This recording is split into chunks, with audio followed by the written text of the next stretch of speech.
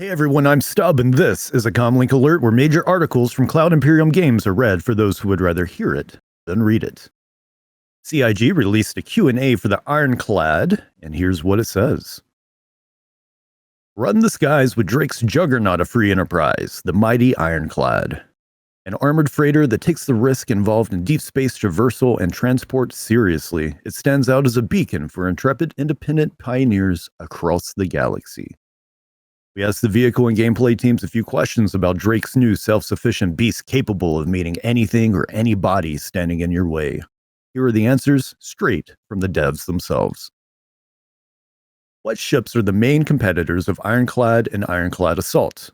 For example, how does it compare with the Crusader Hercules, as it seems better in every aspect? The Anvil Liberator and Crusader Hercules are the Ironclad's closest competitors. The Liberator is a dedicated vehicle transporter, so naturally it excels at that, though its cargo remains relatively exposed. The C2 and Elm-2 Hercules are the closest on-paper competitors, providing enclosed cargo capacity and the option for multiple turrets. However, the Ironclad Assault beats the latter, while the base Ironclad beats the former in cargo capacity. Can the Ironclad be used as a mini-carrier, and what is the biggest ship that could fit through the retractable roof? It can. However, the cargo bay is designed for cargo metrics, so it doesn't conform to standardized hangar dimensions, with the current maximum dimensions being 40 by 21 by 7.5 meters. Bear in mind, the roof does not retract over the full volume, limiting the maximum length. Of course, this may change during production. Will the Ironclad Assault have a retracting roof like the base version? Yes, the retracting roof is a shared element between the two versions. However, the tractor beam setup is removed, so utility is significantly compromised in the Assault version. Will either version have strong VTOL thrusters to assist atmospheric flight? Both versions have identical thruster layouts, including integrated VTOL thrusters underneath. Is there an armory in the Assault? An armory isn't shown in the Assault cutaway, but during production we'll be looking for the best place for one, likely in the front central area where the secure storage is on the base Ironclad. The Ironclad Assault has a repair bay as an installed feature. Is this bay going to be able to repair more than just vehicles? For example, could it repair ship components as well? Yes, repair facilities are not restricted by type, but more by volume and resources. We'll discuss repair and crafting in more detail in the future, as is a topic more expansive than this Q&A. How will the self-destruction feature work in the Ironclad?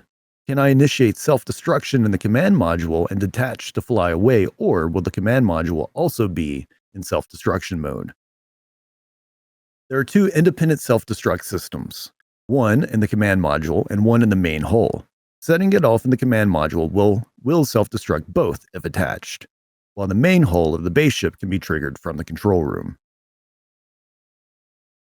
Is the command module shared between the Ironclad and the Caterpillar? The command module is compatible between the Ironclad and Caterpillar. However, the Ironclad's module is a slight redesign of the original Caterpillar one, but retains a lot of the features. If you detach the command module, does the Ironclad become a flying brick, or can you still steer it from the ship itself? The Ironclad is exclusively flown from the command module.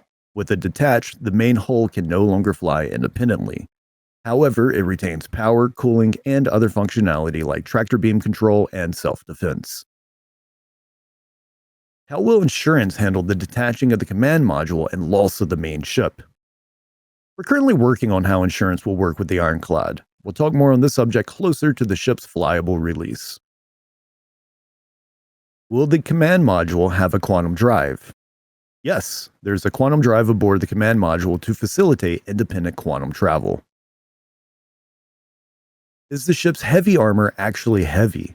How is it represented in-game, as armor isn't a thing yet in the mechanics? Relative to other ships of its size class, it is heavily armored, and that implementation will be appropriate to the mechanics in place at the time of launch.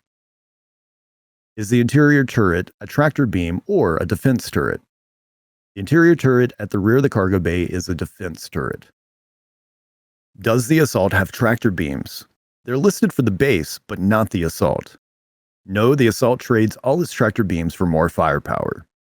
If you still wish to tractor items around or on board the assault, you should bring either FPS tractor items or a tractor-capable ship. How will gravity in the cargo bay be handled? Will this Caterpillar have an air shield over the top like the Caterpillar has at the front? For example, if someone is EVAing near the top of the ship to help load cargo, it seems like a great way to fall inside the ship and get a Tier 2 broken leg injury. Sounds like a Drake design feature. There's no air shield at the top of the cargo bay. Once opened, it vents to the void of space, and care must be taken in the scenarios listed. And that's it for the Ironclad Q&A. Don't forget that the CommLink Podcast can be found on both YouTube and Spotify, featuring discussions of Star Citizen and Squadron 42. In addition to the podcast, be sure to also check out our Star Citizen and Squadron 42 reaction videos on our YouTube channel. You can follow CommLink on Twitter and Instagram. The username for both platforms is @CommLinkPod. We're also currently running a giveaway for an Ursa Medevac, aka the Nursa, with lifetime insurance. Check out the link in this alert's description for all of the details. And if you enjoyed today's alert, like this video and subscribe to the channel for more. As always, thanks for tuning in, stay safe, and be well.